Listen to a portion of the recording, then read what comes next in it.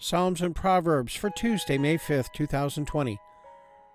Many names have a meaning and a purpose that are less arbitrary than we might think. Virtually all the names in the Bible have a distinct meaning. So too do the letters of the Hebrew alphabet. Psalm 119 is an acrostic of those 22 letters with 8 verses for each letter. Vav is the 6th letter of the Hebrew alphabet. Vav is the power to unite everything that is separated in creation. Literally, Vav means hook or peg, and the Hebrew letter is a vertical line. It represents the kav, the vertical line extension of the Creator's perfection into the created world in order to constantly direct it, guiding the cycle of existence step by step until eventually the perfect oneness of the Creator, which underlies all of creation, is revealed. Vav is related to the Orr Yashar, the direct light of the Creator entering the world. As the connector, Vav contains the power to connect heaven and earth. It can be considered like a hose or a tube, which connects and bestows all the energy of the Shifa abundance from above down to the created beings. It represents the ladder of Jacob, Yaakov, rooted in the earth, with its head in the heavens. It is the extension of the essential dot, Yod, from which all of creation comes forth. The Vav can teach us the state of constant presence needed to connect our own heaven and earth, physical and spiritual aspects.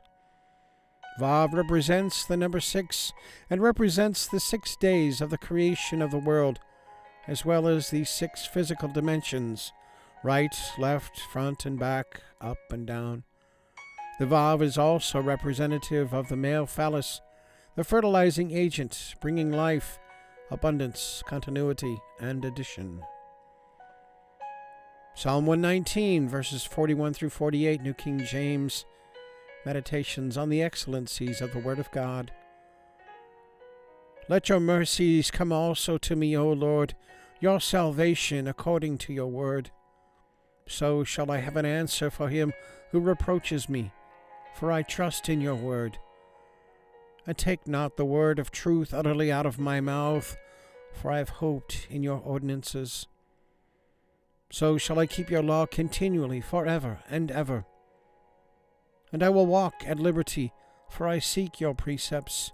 I will speak of your testimonies also before kings, and will not be ashamed. And I will delight myself in your commandments, which I love. My hands also I will lift up to your commandments, which I love, and I will meditate on your statutes. Proverbs 26, New King James. Honor is not fitting for a fool. As snow in summer and rain in harvest, so honor is not fitting for a fool. Like a flitting sparrow, like a flying swallow, so a curse without cause shall not alight. A whip for the horse, a bridle for the donkey, and a rod for the fool's back. Do not answer a fool according to his folly, lest you also be like him. Answer a fool according to his folly, lest he be wise in his own eyes. He who sends a message by the hand of a fool cuts off his own feet and drinks violence. Like the legs of the lame that hang limp is a proverb in the mouth of fools. Like one who binds a stone in a sling is he who gives honor to a fool. Like a thorn that goes into the hand of a drunkard is a proverb in the mouth of fools. The great God who formed everything gives the fool his hire, and the transgressor his wages. As a dog returns to his own vomit, so a fool repeats his folly. Do you see a man wise in his own eyes? There is more hope for a fool than for him. The lazy man says, there is a lion in the road, a fierce lion is in the streets. As a door turns on its hinges, so does the lazy man on his bed. The lazy man buries his hand in the bowl. It wearies him to bring it back to his mouth. The lazy man is wiser in his own eyes than 7 men who can answer sensibly.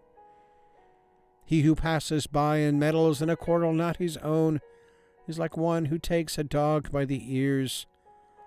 Like a madman who throws firebrands, arrows, and death is the man who deceives his neighbor and says, "I was only joking." Where there is no wood, the fire goes out. Where there is no talebearer, strife ceases. As charcoal is to burning coals and wood to fire, so is a contentious man to kindle strife.